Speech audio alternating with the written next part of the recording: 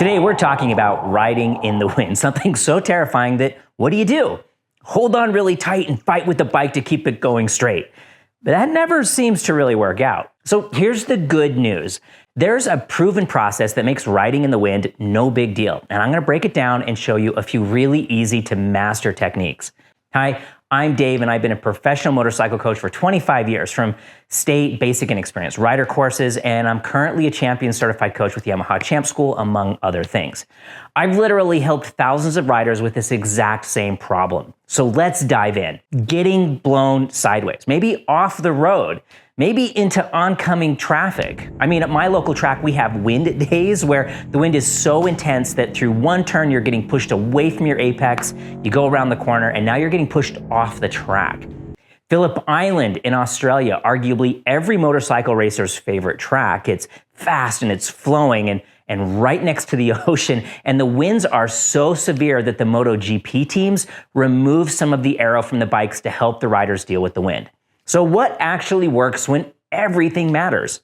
Your first instinct is to grab the bull by the horns and keep your bike where you want it, but we all know it doesn't quite work. It sounds counterintuitive, but when the wind is battering you from side to side, the last thing you want to do is hold on tight. You need to relax your hold on the bars.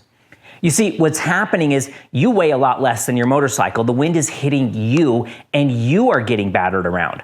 When we hold on super tight, every time the wind thumps us, that movement is translated right into the handlebars, which is making the bike change direction. So while it feels wrong, what you really want to do is relax your arms and hands and hang on with your legs by squeezing the tank. Now, to get the most out of this, it really helps to also understand this next point. And to explain it, we're going to need some physics. When your motorcycle moves faster, it has more energy. It's called kinetic energy. The faster it goes, the harder it is to suddenly change its direction. In fact, the force needed to change direction increases with the square of the speed. So going twice as fast means you need 4 times the force to turn.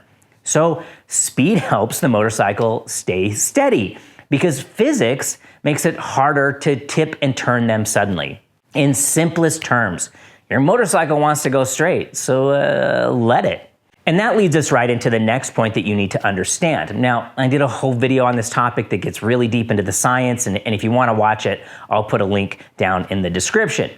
But sometimes it's windy enough to produce enough force to push the motorcycle from side to side. Well, what do? We need to leverage the power of countersteering, and more specifically, exactly what countersteering actually does. You see, countersteering doesn't really steer the motorcycle. It's just an extremely efficient way to initiate and manage lean.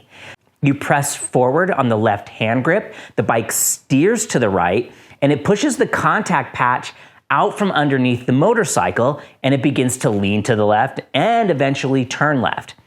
So that means we can use a little bit of forward pressure to lean into the wind or to get the bike back into our lane or away from oncoming traffic, or deal with those crazy unpredictable gusts that we've all encountered on bridges or on highway cuts. And let's be honest here too, if the wind is so strong, it's okay to find a place to lay low until it calms down, or just stay home that day.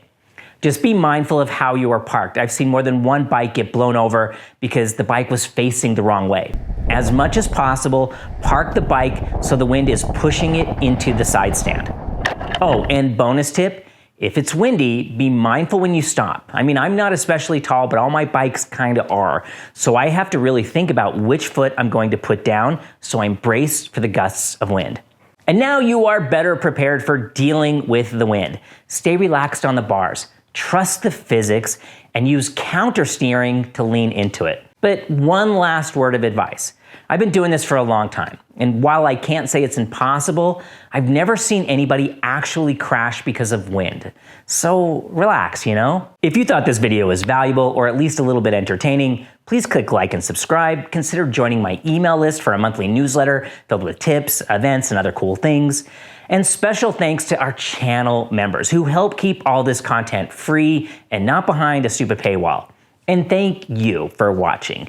And maybe check out this other video for more epic riding tips. I'll see you over there. Ride on and ride well.